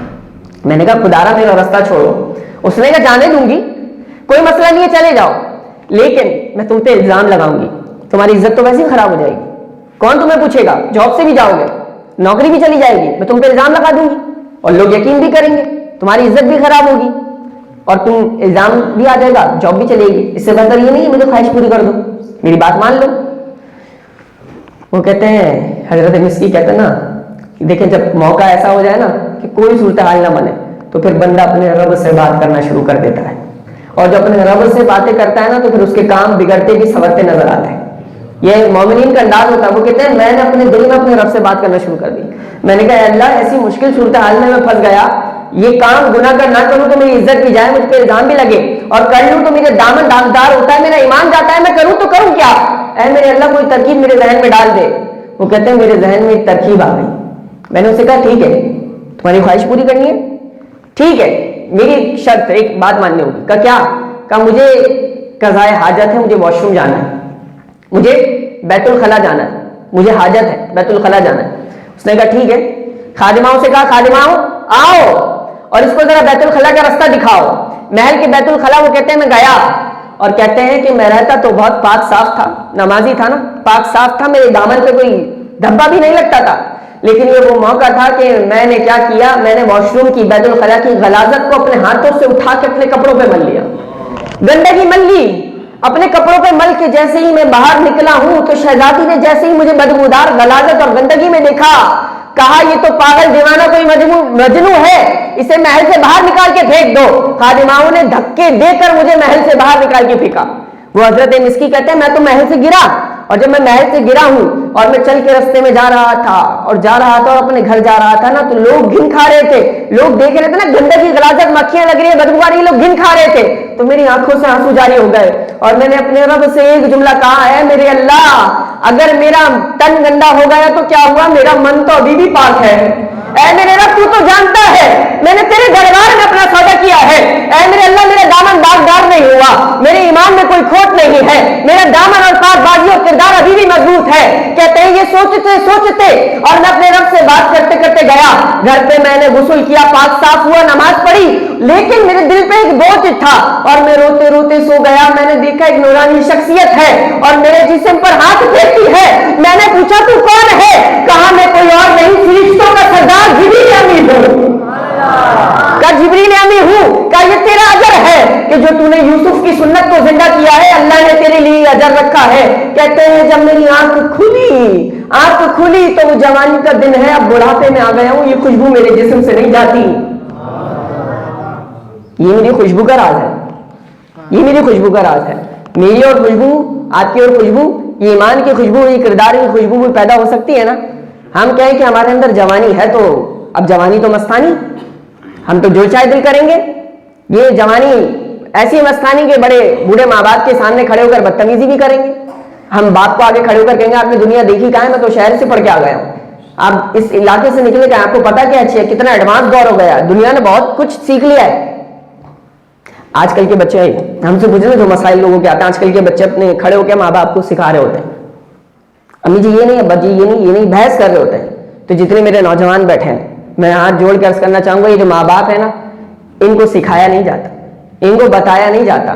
وہ کسی نے کہا کہ گھر پہ بیٹھی ان پڑھ بوڑھی, میں لاکھوں کی ڈگری حاصل کر کے بھی کسی کے چہرے پڑھنے کا ہنر نہ جان سکا.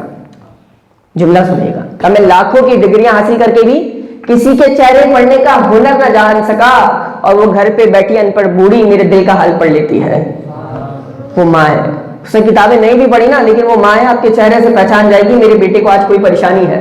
بیٹا کس پریشانی میں ہو؟ اما جی آپ کو کیسے پتا لگا؟ تمہارا چہرہ بتاتا ہے تم کسی پریشانی میں ہو. اس ماں کو ہم سکھائیں, اس باپ کو ہم کچھ بتائیں جس نے باس سے 2 گالیاں بھی سنی ہو اپنے کام پر, اور اس کا دل کرتا ہو یار میری بھی کوئی عزت ہے, میں آج ہی جاب چھوڑ کے چلا جاؤں گا, نہیں سنوں گا اس کی گالیاں. پھر اندر سے ایک اور آواز آئی, وہ ننھا شہزادہ جسے میں پال رہا ہوں اسے کہاں سے کھلاؤں گا اگر چھوڑ کے چلا جاؤں. 2 گالیاں برداشت کر لوں گا لیکن اپنے شہزادے کے لیے کماؤں گا.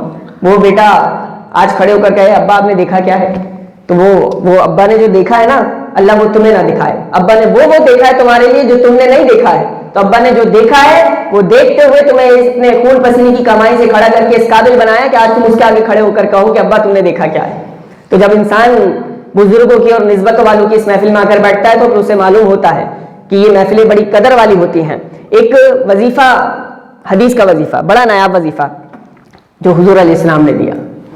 حضور علیہ السلام نے صحابہ سے پوچھا، حضرت ابھی اپنے ذرہ نوازی فرماتے ہوئے اس کتاب کا تعارف کروا رہے تھے. اس کتاب میں یہ وظیفہ موجود ہے اور اس طرح کے بہت وظیفے موجود ہیں. آپ نکالیں گے نا تو میں پھر ایک جملہ کہتا ہوں، آپ کا کراچی آنا ہو، کچھ آئے ہوں گے کچھ آتے بھی ہیں، کراچی آپ آئیں گے نا تو دیواروں پہ لکھا ہوگا رستم بنگالی کا وظیفہ، ایک رات میں محبوب قدموں میں. بھائی یہ کون سا وظیفہ ہے محبوب قدموں میں ایک رات میں؟ تو اب ہم کہتے ہیں یار وظیفہ جب کہا تو پھر رستم بنگالی کا کوئی وظیفہ. وظیفہ وہ ہے جو حضور علیہ السلام نے اپنی زبان سے دیا. وظیفہ وہ ہے جو حدیث کا حوالہ بن جائے. وظیفہ تو وہ ہے نا جو ہمارے اسلاف نے طرز پہ لکھ دیا ہو. تو حدیث کے ساتھ، حدیث کی روشنی میں رزق میں برکت کے وظیفے اس میں لکھے ہوئے ہیں. ازواجی زندگی آپ کی خوبصورت کیسے بنے، انسان جوانی کا استعمال کن چیزوں میں کرے، ساری چیزیں آپ کو اس میں مل جائیں گی. تو میں ایک وظیفہ یہ عرض کر رہا تھا کہ حضور علیہ السلام نے صحابہ سے پوچھا ہے میرے صحابہ گناہوں کو مٹانے والا عمل نہ بتا دوں؟ آپ کھڑا کر کے کسی سے پوچھا ہے کیا بہت نیک ہو پرہیزگار بن گئے ہو؟ نہیں. ہر بندہ کہے گا یار میں بہت گناہ گار ہوں. میں بھی کہتا ہوں میں بہت گناہ گار ہوں. آپ بھی یقیناً کہیں گے ہم بہت گناہ گار ہیں. جب ہم اتنے گناہ گار ہیں تو پھر گناہوں کو مٹانا لیں. آپ غلطی کرتے ایریزر ہوتا ہے آپ مٹا دیتے ہیں. تو پھر ایسا کوئی نظام دین میں بھی تو ہو کہ ہماری غلطیاں کچھ مٹ جائیں، کچھ ریموو ہو جائیں، سرے سے ختم ہو جائیں. تو حضور علیہ السلام نے فرمایا اے میرے صحابہ تمہیں گناہوں کو مٹانے والے عمل نہ بتاؤں؟ صحابہ نے کہا اس کی فدا کا بھی محمد رسول اللہ آپ ضرور ارشاد فرمائیں. حضور علیہ السلام نے فرمایا 3 باتیں ایسی ہیں. کتنی 3 باتیں ایسی ہیں جس نے اس پر عمل کر لیا اللہ اس کے گناہوں کو مٹا دیتا ہے. کا سب سے پہلی مشقت کے وقت کامل وضو کرنا. مشقت کے وقت کامل وضو کرنا، ٹھٹرتی سردی ہو یا ٹھنڈا پانی ہو، بندہ کہے بس فرائض جلدی سے پورے کر لو، فرائض پورے کر لو، منہ دھو، ہاتھ دھو، مسح کرو، نماز ہو گئی، فقہ کے مطابق ہو گئی، کوئی مسئلہ بھی نہیں ہے. لیکن حضور علیہ السلام فرمایا مشقت کے وقت کامل وضو کرنا، یعنی تمہیں تکلیف ہو سکتی ہے اور تم پریشانی میں بھی آ سکتے ہو، تمہارے لیے مشکل بھی ہے پورا وضو کرنا، لیکن تم پھر بھی کامل وضو کرو تو فرمایا یہ وہ عمل ہے اس کے صدقے اللہ تمہارے گناہوں کو بخش دے گا. اور میرے خیال سے ہم اسی وقت سے بھی گزر رہے ہیں. اگر گیزر نہ ملے اور ٹھنڈا یا پانی ہو تو پھر سستی کیوں آئے؟ مشقت کے وقت کامل وضو کرنا، پورا وضو کریں اس نیت سے. اس حدیث سے حضور علیہ السلام نے فرمایا تمہارے گناہ مٹ جائیں گے. کا پھر دوسرا عمل یہ ہے کہ مسجد میں آنا جانا رکھنا تمہارے گناہوں کو مٹا دیتا ہے. مسجد سے دلچسپی رکھنا. اور حدیث میں حضور علیہ السلام نے فرمایا عرش کا سایہ جن میں ملے گا نا 7 لوگوں کو. ایک تو نوجوان میں نے آپ کو بتا دیا. دوسرا حضور علیہ السلام نے فرمایا کہ وہ شخص جو ایک نماز کے بعد گھر آ جائے لیکن اسے دوسری نماز کا انتظار ہو، اس کا مسجد میں دل لگا رہے، فرمایا یہ وہ شخص اللہ سے عرش کا ٹھنڈا سایہ نصیب فرمائے گا. آج ان بزرگوں کو آپ دیکھیں اور کئی نوجوانوں کو دیکھیں ایک نماز پڑھ کے گئے، دوسری اذان کا انتظار چل رہا ہے، پھر آ گئے. بھائی بار بار کیوں آ رہے ہیں آپ؟ محبوب کا بلاوا ہو تو پھر کون نہیں آتا. پھر تو خوش نصیب لوگ ہوتے ہیں. کاروبار اپنی جگہ، کام اپنی جگہ، نوکری اپنی جگہ، زندگی اپنی جگہ، خوشیاں اپنی جگہ، غمیاں اپنی جگہ، لیکن جب اللہ کا بلاوا آئے تو پھر بندہ اپنا سر لے کر کیوں نہ حاضر ہو جائے. تو کہا مسجد میں آنا جانا رکھنا یہ دوسرا عمل. فرمایا حضور تیسرا عمل بھی بتا دیجئے. تو حضور علیہ الصلوۃ والسلام نے بہت کمال ارشاد فرمایا. نبی علیہ الصلوۃ والسلام نے تیسرا عمل جو ارشاد فرمایا، نبی علیہ السلام نے فرمایا کہ ایک نماز کے بعد، جو میں عرض کر چکا ہوں دوسری حدیث سے جوڑ کے، لیکن نبی علیہ السلام نے فرمایا پہلا تو کیا تھا؟ مشقت کے وقت کامل وضو کرنا. دوسرا مسجد میں آنا جانا رکھنا. اور تیسرا نبی اسلام نے فرمایا ایک نماز کے بعد دوسری نماز کا انتظار کرنا. تینوں کا خلاصہ سمجھیں گے؟ تینوں کا خلاصہ اگر ایک عمل آپ دیکھیں نا، وقت پہ نماز پڑھنا. آپ وقت پہ نماز پڑھیں گے تینوں عمل ہو جائیں گے. آپ کامل وضو بھی کریں گے، آپ ایک نماز کے بعد دوسری نماز کا انتظار بھی کریں گے، آپ کا دل بھی مسجد میں لگا رہے گا کہ یار کب رب کا بلاوا ہے اور میں اپنے رب کے حضور پیش ہو جاؤں. جب یہ سوچ آپ کے اندر پیدا ہوگی تو حضور علیہ السلام نے سند ارشاد فرما دی. حضور علیہ السلام نے فرمایا تمہارے سارے گناہ معاف ہو جائیں گے، مٹ جائیں گے. تو اگر میں اور آپ اپنے سارے گناہ مٹانا چاہتے ہیں تو ہمیں یہ اپنانا ہوگا. چند باتیں میں عرض کرتا ہوں، اپنی گفتگو کو سمیٹتا ہوں. آج میں بھی عرض کر رہا تھا نا کہ ماں باپ کو ہم سکھاتے ہیں. ایک حضرت بایزید بستامی رحمۃ اللہ تعالیٰ علیہ، کیونکہ یہ مجھے جو محسوس ہوا نا، یہ نسبت والوں کی محفل ہے. یہ نسبت والوں کی محفل ہے، اور منسوب کر کے ہی محفل ہے، تو جب نسبت والوں کی محفل ہے تو نسبت والوں کا ہی ذکر کیا جائے، اللہ والوں کا ہی ذکر کیا جائے۔ حضرت بایزید بستامی علیہ رحمہ کہتے ہیں کہ میں جو ہے نا پریشان ہو گیا، وقت کے کامل ولی اور بزرگ تھے، کہتے ہیں میں پریشان ہو گیا، پریشانی ہوا یار میں اللہ کا حق ادا کروں یا میں اپنی ماں کا حق ادا کروں، ایک حقوق اللہ ایک حقوق العباد دونوں لازم۔ تو انہوں نے کہا ماں سے بات کر کے دیکھتا ہوں، ماں سے کہا اماں جی ایک بات ہے، کہو، کہا اماں جی میں ایک حق ادا کر سکتا ہوں، میں ننھی سی جان ایک حق ادا کر سکتا ہوں، یا تو ماں کا، آپ کا، یا اللہ کا۔ پھر وہ ماں آج کی ماں نہیں تھی، وہ ماں بایزید بستامی کی ماں تھی۔ ماں نے کہا میں اپنا حق معاف کرتی ہوں، تم اپنے اللہ کا حق ادا کرو۔ بایزید بستامی کہتا ہے میں نے اپنا ساز و سامان باندھا اور میں نکل گیا اللہ کی راہ میں سفر کرنے، میں جنگلوں میں دیہات میں، صحرا میں، ریگستان میں، در در کی کھاد چھانی، نہ جانے کیا کیا میں نے مجاہدات کیے، میں نے ریاضات کیے، میں نے کھانا پینا بھی چھوڑا، میں بھوکا بھی رہا، میں نے کیا کیا نہیں کیا۔ وہ کہتے 1 سال 2 سال 10 سال 12 سال گزر گئے، کتنے؟ کہتے ہیں 12 سال بعد نا میں بستان شہر جیسے کراچی شہر جیسے ویاڑی، کہتے ہیں میں بستان شہر سے واپس گزر رہا تھا، ایک اور اپنے وظیفے پہ جا رہا تھا، کہتے ہیں مجھے یکدم خیال آیا یار اپنی والدہ کے شہر سے گزرا، اپنی والدہ سے دعائیں لیتا ہوا چلا جاؤں۔ وہ کہتے ہیں میں اپنی والدہ سے دعائیں لینے کے لیے جب حاضر ہوا تو رات کا آخری پہر چل رہا تھا، کوئی درمیانی رات ہو چکی تھی۔ میں نے کہا یار اگر میں دستک دوں تو میری والدہ ڈسٹرب ہو جائیں گی، نیند خراب ہوگی، میں انتظار کر لیتا ہوں۔ کہتے ہیں میں انتظار کر رہا تھا کہ اچانک سے میں نے دیکھا نالی میں سے کوئی پانی بہتا ہوا آ رہا تھا۔ کہتے ہیں مجھے یکدم خیال آ گیا کہ میری والدہ تہجد کی نماز کے لیے اٹھ گئی ہے۔ جس وقت کی والدہ تہجدیں پڑھا کرتی تھی ان کی گودوں میں بایزید بستامی پیدا ہوا کرتے تھے۔ کہتے ہیں مجھے اندازہ ہو گیا میری والدہ تہجد کے لیے اٹھ گئی ہیں۔ کہتے ہیں میں نے دروازے پہ دستک دی، کہتے ہیں دستک دینا تھا کہ میری والدہ نے کہا بایزید میں آ رہی ہوں، بایزید میں آ رہی ہوں، کہ بیٹے کی دستک سے بھی پتہ لگ جاتا ہے کہ میری اولاد دروازے کے پیچھے کھڑی ہے، کہا بایزید میں آ رہی ہوں۔ ماں نے جب دروازہ کھولا اور اپنے بیٹے کو 12 سال بعد دیکھا، وہ صحت بھی نہیں رہی، وہ رنگ بھی جل گیا، وہ ریاضت، وہ مجاہدات، وہ در در کی کھاد چھاننا، وہ ادھر جانا وہ ادھر جانا، سب رنگ روپ ڈھل گیا۔ اپنے بیٹے کو جب ماں نے دیکھا تو ماں نے کہا بایزید یہاں بیٹھو۔ بایزید کو بٹھایا، وضو کر چکی تھی، تہجد پڑھی۔ بایزید کہتے ہیں میں نے اپنی آنکھوں سے دیکھا میری ماں نے تہجد پڑھی اور تہجد اٹھا پڑھ کے نا ہاتھ اٹھائے اور ہاتھ اٹھا کے کہا کہ اے میرے اللہ، میرا بایزید تیری محبت کے لیے نکلا تھا، تو نے اپنی محبت اسے عطا ابھی تک نہیں کی۔ کہتے ہیں میری ماں نے یہ دعا کی تھی، ہاتھ بعد میں پھیرے، 12 سالوں میں جو اللہ کی محبت طے نہیں ہوئی تھی وہ ایک دعا میں مجھے مل گئی تھی۔ کب ایک ماں کی دعا میں مجھے 12 سال میں جو نہیں ملا، وہ ایک ماں کی دعا میں میں نے اپنے اندر روحانیت محسوس کی تھی۔ تو میں نے بھی بایزید اپنے آپ سے کہا تو کتنا نادان ہے، اصل مرشد تو تیرا گھر بیٹھا ہے، تو در در کی کھاد چھانتا پھر رہا۔ اپنی ماں کی دعا لینا کیوں؟ حضور علیہ السلام نے سند ارشاد فرما دی، فرمایا دعاء الوالدین علی الولد لا یرد، او کما قال علیہ السلام۔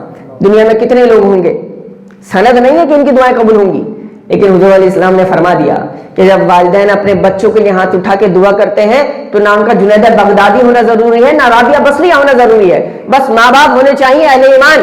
جب اپنے بچوں کے لیے ہاتھ اٹھا کے دعا کرتے ہیں اللہ ان کی دعاؤں کو قبول کر لیتا ہے۔ ایسا نظام ہے، اپنے ماں باپ کی دعاؤں کو سمیٹیں۔ اور پھر ایک اور حدیث بھی مجھے یاد آ گئی، کیونکہ ہم اس سفر میں ہیں تو مجھے یاد آیا کہ انسان جب دین کی راہ میں مسافر بن جائے، سفر میں ہوتا ہے، تو مسافر کی یہ شان ہوتی ہے، حضور علیہ السلام فرماتے ہیں کہ مسافر کی دعا لبوں سے نکلتی ہے، اللہ قبول کر لیتا ہے۔ تو صرف ہم نہیں، جو بھی سفر پہ جائیں، آپ کے علامہ صاحب جائیں، جو سفر پہ جائیں اس سے دعاؤں کا کہا کریں، اور اس سے بھی آگے کا اسٹیپ اٹھائیں، خود دین کے راہ کے مسافر بن جایا کریں، قافلوں میں جایا کریں۔ جب آپ قافلوں میں جائیں گے آپ خود مسافر ہوں گے، لوگ آپ سے دعاؤں کا کہا کریں گے۔ جب انسان مسافر ہوتا ہے اس کی دعاؤں میں اللہ تاثیر کو پیدا فرما دیتا ہے۔ حضرت ذوالنون مصری رحمۃ اللہ تعالیٰ علیہ کہتے ہیں میں دریا کے کنارے بیٹھا ہوا ہوں اور میں نے ایک عجب منظر دیکھا۔ عجب منظر کا کیا عجب منظر؟ کا ایک بچھو چھلانگ لگاتا ہے اور دریا سے ایک مینڈک نمودار ہوتا ہے، بچھو کو سہارا دیتا ہے۔ یہ جو میں بہت سادہ باتیں کر کے عرض کرنا چاہ رہا ہوں نا، یقیناً آپ سمجھیں گے میں کیا کیا باتیں آپ کو سمجھا رہا ہوں۔ وہ بچھو نا، مینڈک بچھو کو سہارا دیتا ہے۔ وہ کہنے لگے یار مینڈک بچھو کو کب سے سہارا دینے لگا؟ ذوالنون مصری ولی کامل صاحب بصیرت بزرگ، وہ کہتے ہیں میں نے نا اس مینڈک کے پیچھے کرنا شروع کر دیا جو اپنی کمر پہ پشت پہ بٹھا کے بچھو کو لے کر جا رہا تھا۔ کہتے ہیں شاید کہ اللہ مجھے کوئی قدرت کا نظارہ دکھانے والا ہے۔ کہتے ہیں جب میں دیکھ کر جانے لگا نا، جاتے جاتے میں نے دیکھا کہ وہ بچھو جب دریا پار ہو گیا، میں بھی دریا پار کر چکا تھا، بچھو اچانک جنگل میں کودا۔ چلتے چلتے چلتے بچھو جانے لگا۔ کہتے ہیں بچھو جب آیا تو دیکھا میں نے ایک شخص سو رہا تھا، اور بے ہوش مدہوش سو رہا تھا. اب یہ بچھو سے ڈسنے والا تھا. کہتے میں بس تھوڑا دور تھا, میں پہنچنے والا تھا, میں نے دیکھا یہ بچھو سے ڈسنے والا تھا, وہ شخص سو رہا ہے. اچانک سے ایک جنگل میں سے ایک بڑا سانپ نکل کے آیا اور اس سانپ نے اس بچھو کو ڈسا, بچھو کو مارا, بچھو بھی وہاں سے بھاگ گیا. اب ہونا تو یہ چاہیے تھا, کون سامنے سو رہا ہے؟ انسان. سانپ کس کو ڈستا؟ انسان کو. سانپ واپس مڑا اور اپنے جنگل کے راستے میں چلا گیا. حضرت ذو النون مصری پتہ کیا کہتے ہیں؟ حضرت ذو النون مصری کہتے ہیں, کتابوں میں لکھا ہے, کہتے ہیں میں نے یہ سوچ لیا کہ یار یہ اللہ کا کتنا بڑا ولی ہوگا, کتنا بڑا عالم ہوگا کہ جس کی حفاظت کا اہتمام اللہ ایسے فرما رہا ہے. وہ کہتے ہیں میں بڑا اور میں نے کہا کہ یار میں ان کے ہاتھوں, میں ان کو اٹھاؤں گا تو بعد میں ان کے ہاتھوں کو چوم لوں گا. اس نے ذو النون مصری کہتے ہیں میں نے تو سوچ لیا میں ہاتھوں کو نہیں چوموں گا, اللہ والوں کا ادب ہی نرالا ہوتا ہے. کہا میں پہلے پیروں کو چومتا ہوں. کہتے ہیں میں پیروں کی طرف آیا نا تو شراب کی بدبو آنے لگی, شراب کی بدبو. دماغ ہی اچانک بالکل ڈسٹرب, یہ اللہ کا ولی اور شراب کی بدبو پیروں سے. کہتے ہیں میں منہ کی طرف آیا, مدہوش ہو رہا تھا, میں نے منہ ہلکا سا سونگا تو بہت تیز شراب کی بدبو آ رہی. کہہ رہے میں نے ادھر ادھر نگاہ گھمائی تو دیکھا شراب کی بھی بوتل پڑی ہوئی. کہتے ہیں میرے ذہن میں تو عجیب ایک الجھن مچ گئی, اللہ یہ کیا منظر ہے؟ منظر جو دکھ رہا ہے وہ کچھ اور ہے, تیری قدرت کا اہتمام کچھ اور ہے. کہا اتنے ہوتے ہوتے میں نے دیکھا کہ اچانک اس کی آنکھ کھل گئی. جیسے ہی اس کی آنکھ کھلی تو پھر وہ مچلنے لگا اور عجیب انداز سے رونے لگا کہ شاید میرے لیے کوئی عذاب نازل ہونے والا ہے. وقت کا ولی میرے سامنے ذو النون مصری کھڑا ہے. کہا حضرت کرم فرمائیں کیا ہوا؟ کہا اس طرح سے قدرت نے تیری حفاظت کا اہتمام کیا, اپنا تعارف تو کراؤ. کہا میں تو شرابی کبابی انسان ہوں, میرا حفاظت کا اہتمام ایسے کیسے ہو سکتا ہے؟ کہتے ہیں اسی بات پہ تو میں بھی حیران ہوں. حضرت ذو النون مصری کہتے ہیں یہ جملے میرے کہنا تھے کہ غیبی ندا آئی اور وہ ندا رب کی طرف سے تھی. رب نے فرمایا ہے ذو النون مصری اگر میری رحمت صرف نیکوکاروں پہ برسے گی یہ گناہگار کدھر جائیں گے؟ اگر میں صرف نیکوکاروں کو اپناؤں گا تو یہ گناہگار کہاں جائیں گے؟ ان گناہگاروں کی حفاظت کون کرے گا؟ انہیں رزق کون دے گا؟ ان کو کون عنایات سے نوازے گا؟ حضرت ذو النون مصری کہتے ہیں تو پھر تو میرے دل کی کایا بھی پلٹی کہ میرا رب اتنا پیار کرنے والا. حضرت ذو النون مصری کہتے ہیں میرے آنسو بھی جاری ہو گئے, میں رونے لگا. اس نے کہا آپ کیوں روتے ہیں؟ کہا میں نے پورا معاملہ اس جوان کو بتایا کہ اللہ نے تیری حفاظت کا اہتمام فرمایا اور رب فرماتا ہے اگر یہ نیکوکاروں پہ میری رحمت برسے گی یہ گناہگار کدھر جائیں گے؟ اب وہ رونے لگا. کہا تو کیوں روتا ہے؟ کہا میں اتنا گناہگار ہوں, میرا رب اب بھی اس سے اتنی محبت کرتا ہے. اگر میں اپنے رب کا ہو جاؤں گا تو رب کتنی محبت کرے گا. حضرت مجھے توبہ طائب کرائیں, میں ولایت کا سفر طے کرنا چاہتا ہوں. اسی وقت توبہ کر لی. حضرت ذو النون مصری کہتے ہیں لوگوں نے کہہ دیا اور پھر زمانے نے دیکھا اور لکھا کہ وہ شرابی کبابی انسان جس نے توبہ کی تو پھر اللہ نے دعا میں ایسا اثر رکھ دیا, لوگ اس کے پاس دعائیں کروانے آتے تھے, وہ ہاتھ بعد میں پھیرتا تھا, اب دعائیں پہلے قبول کر لیتا تھا.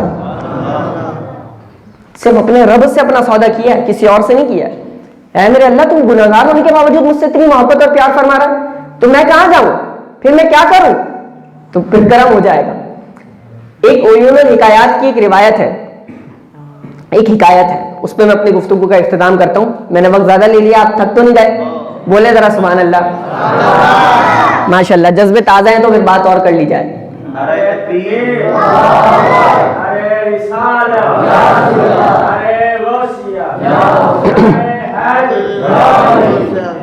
عیون الحکایات میں لکھا ہے ایک شخص تھا, اس نے بنی اسرائیل کا تھا, اس نے 60 سال نا پہاڑ کے اوپر چوٹی پہ اپنی پہاڑ کے اوپر عبادت کی. کتنے سال؟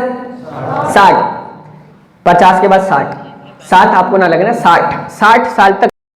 تو پھر اللہ نے اسے خواب میں اشارہ دیا کہ وہ جو تمہاری پہاڑی کے سامنے موچی بیٹھتا نا, موچی, وہ عیون الحکایات میں لکھا, موچی سے جا کے پوچھو اس کا کیا عمل ہے. اور اللہ نے اشارہ دیا کہ وہ جو موچی ہے نا وہ تم سے زیادہ اللہ کو پیارا لگتا ہے. وہ 60 سال والی عبادت والا جب نیند سے اٹھا, اس نے کہا یار میں 60 سال سے دنیا سے کٹ کے جنگل میں پہاڑ کے اوپر اللہ تیری عبادت کر رہا ہوں, اور وہ موچی کما بھی رہے, دنیا دار لوگ اس کے پاس آ بھی رہے, اس موچی میں ایسا کیا کہ تو اسے پسند کر. اس نے کہا میرا وہم اور خیال ہوگا, میرا وہم اور خیال ہوگا, یہ میرا وہم. دوسرے دن پھر خواب میں اللہ نے اشارہ دیا وہ موچی اللہ کو تم سے زیادہ پیارا ہے. کہتے ہیں تیسرے دن میں پھر وہم اور خیال سنا, تیسرے دن پھر ہوا تو بس میں پہاڑ سے نیچے اتر کے سیدھا اس موچی کے پاس گیا. وہ کہتے ہیں جب میں اس موچی کے پاس گیا نا تو پھر انداز دوسرا تھا. وہ اتنی عزت اور احترام کی نگاہ سے مجھے دیکھ رہا تھا اور اپنا موچی والی جگہ چھوڑ کے وہ موچی اٹھ کے آیا, اس نے میرا ہاتھ چوما, دست بوسی کی, عزت سے مجھے بٹھایا, اور اس نے کہا حضرت آپ اپنی عبادت چھوڑ کے آج کیسے اتنے سالوں بعد نیچے آ گئے؟ انہوں نے کہا کہ مجھے اللہ نے اشارہ دیا ہے کہ تم اللہ کو مجھ سے زیادہ پیارے لگتے ہو, اور اللہ نے فرمایا تم جا کے اس سے اس کا عمل پوچھو, تمہیں پتہ لگ جائے گا. کہا اچھا, کہا بتاؤ. کہا حضرت کوئی سادہ عمل ہے, کوئی اتنا بڑا عمل تو نہیں, شاید اللہ کو یہی پسند ہو. کہا کیا؟ کہا میں جتنا کماتا ہوں, سبحان اللہ, میں جتنا کماتا ہوں آدھا کر دیتا ہوں, آدھا اللہ کی راہ میں دے دیتا ہوں, آدھا اپنا بیوی بچوں پہ خرچ کر دیتا ہوں. وہ جو حضرت عمر رضی اللہ تعالیٰ عنہ بھی آدھا لائے تھے نا, وہ آدھا لانا بھی بڑی بات ہے. آج انسان کمائے 50,000 اور نکالے اللہ کی راہ میں 500 روپے, اور وہ بھی ہمیں بھاری لگے. آدھا کہتا ہے میں آدھا نکال دیتا ہوں. کہا پھر اور؟ کہا میں کثرت سے جتنا ہو سکتا ہے نا, میری توفیق اللہ مجھے دے دے, میں کثرت سے روزے رکھتا ہوں. کہا ٹھیک ہے. وہ اپنے گھمنڈ میں واپس اوپر چلا گیا. اس نے کہا ٹھیک ہے یہی عمل ہوگا, بس صحیح ہے. وہ چلا گیا. وہ جب واپس گئے نا تو اللہ نے اسی رات میں دوبارہ خواب میں اشارہ دیا, کہا اس نے عمل اب بھی نہیں بتایا, وہ عمل دوسرا ہے, تم دوبارہ جاؤ, دوبارہ جاؤ. کہا اچھا. دوبارہ وہ اتر کے آ گیا دوسرے دن. موچی چپلے سی رہا ہے, لوگوں کی چپلے, بڑے اونچے نیچے ہر بندے کی چپلے بیٹھ کے جو بندہ سیے, دنیا تو اسے کچھ سمجھے نہیں, لیکن وہ موچی, اللہ فرما رہا ہے یہ موچی 60 سال کی عبادت کرنے والے سے بھی زیادہ اللہ کو پیارا لگتا ہے. پھر وہ نیچے آیا, کہا حضرت اب کیوں کرم فرمایا؟ کہا اللہ نے مجھے پھر اشارہ دے دیا ہے کہ ابھی بھی تم نے وہ عمل نہیں بتایا, تم بتاؤ کس عمل کی وجہ سے اللہ نے تمہیں زیادہ پیارا کیا ہے. اور پھر اس خواب میں اللہ نے ایک اور اشارہ دیا, اللہ نے ایک اور اشارہ دیا. اللہ نے فرمایا اب جب تم جانا نا, تم اس سے پوچھنا کہ تمہارا چہرہ پیلا کیوں رہتا ہے, تمہارا چہرہ پیلا کیوں رہتا ہے. پیلا چہرہ مطلب آسان کر کے سمجھا دیتا ہوں. ہماری لائف میں نا, لائف میں بتاؤں مشکل سے کوئی 1-2 بار ایسا وقت آئے گا کہ انسان جب بہت خوف زدہ ہوتا ہے, کچھ بھی سمجھ میں نہیں آ رہا تو ڈر جاتا ہے, تو وہ پیلا پڑ جاتا ہے, اس کے ہونٹ سفید ہونے لگتے ہیں. ہمارے بچوں کے ساتھ کبھی ایسا ہو جاتا ہے, ہونٹ سفید ہونے لگتے ہیں, بچہ پیلا پڑ جاتا ہے خوف کی وجہ سے, ڈر جائے تو. وہ پیلا پن جو چہرے کا ہوتا ہے نا, وہ موچی کے چہرے پہ رہتا تھا. رب نے فرمایا تم جا کے اسے پوچھنا کہ تمہارا چہرہ پیلا کیوں رہتا ہے. اس نے جا کے پوچھا, اللہ نے پوچھا کہ تمہارا چہرہ پیلا کیوں رہتا ہے. اس نے کہا یہ تو میرے اللہ کے اور میرے درمیان کی بات تھی. کہا رب نے پوچھا ہے بتاؤ. اس نے کہا میں اللہ کے جس بندے کو بھی دیکھتا ہوں اسے جنتی سمجھتا ہوں, خود کو جہنمی سمجھتا ہوں. کہا پھر؟ کہا میں اس خوف سے میرا چہرہ پیلا رہتا ہے کہ اے میرے اللہ تو مجھے جہنم کے کس کونے میں ڈالے گا, اور میرے سامنے جو بھی اللہ کا بندہ آتا ہے میں اس سے اپنے آپ سے افضل اور جنتی سمجھتا ہوں. میں یہ سمجھتا ہوں اس عمل کی وجہ سے اللہ نے مجھے تم سے زیادہ فضیلت دے دی ہے. 60 سال کی عبادت ایک طرف اور تمہارا یہ عمل ایک طرف کہ تم اللہ کے دوسرے بندوں کو کتنا اچھا جانتے ہو.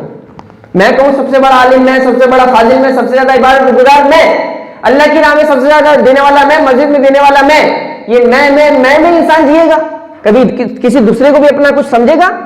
کہا میں ہر دوسرے بندے کو اپنے سے فضیلت والا سمجھتا ہوں, افضل سمجھتا ہوں. اس وجہ سے حضرت عیسیٰ علیہ السلام, اسی بات پر حضرت عیسیٰ علیہ السلام جا رہے, دن کو روزہ رکھنے والا, رات کو قیام کرنے والا بندہ ساتھ چل رہا ہے.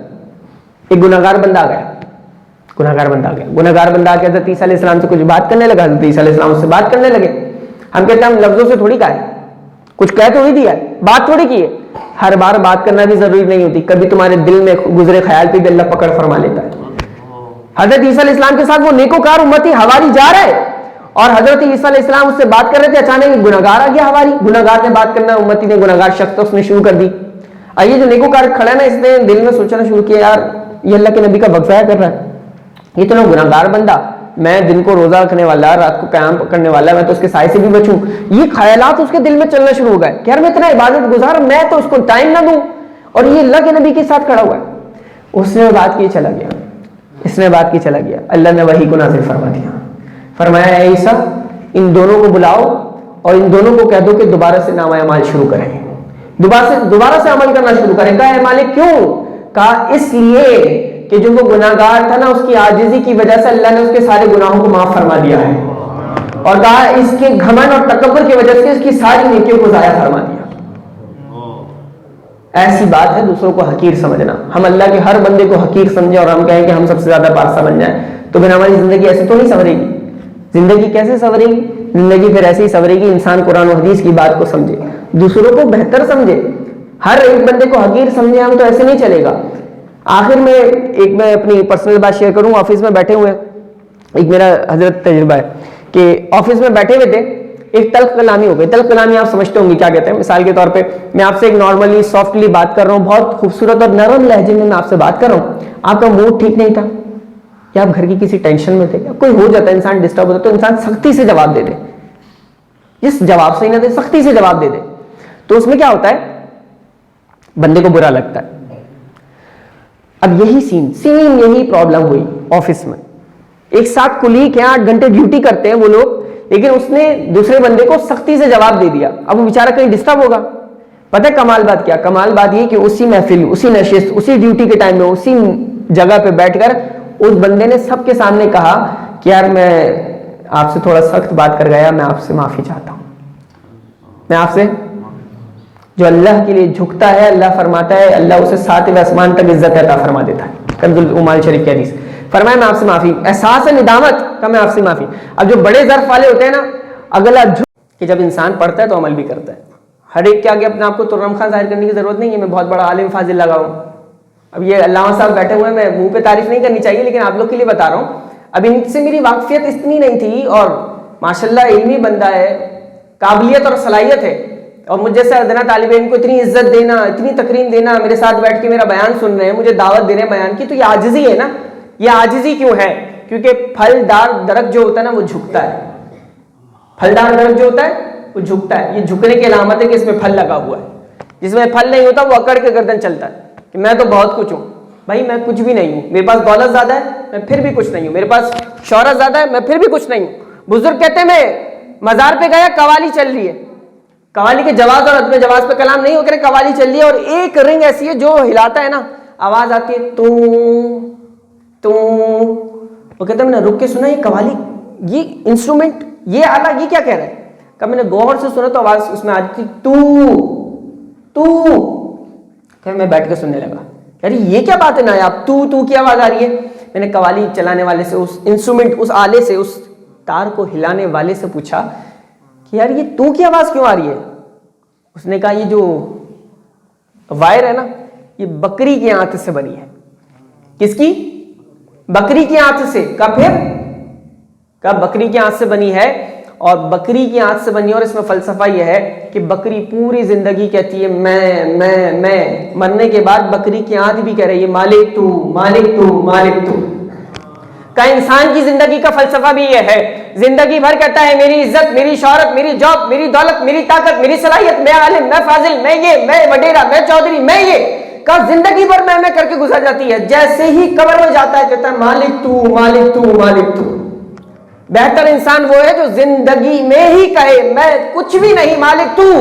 آیت پہ اختتام کرتا ہوں کیونکہ اللہ فرماتا ہے قل ان صلاتی و نسکی و محیای و مماتی للہ رب العالمین. اے محبوب آپ فرما دیجئے میری نماز, میری قربانی, میرا جینا اور میرا مرنا ہے میرے اللہ تیرے لیے ہے, تیرے لیے ہے. اللہ تعالیٰ آپ کا بیٹھنا, ہمارا سننا سنانا, یہ محفل سجانا, یہ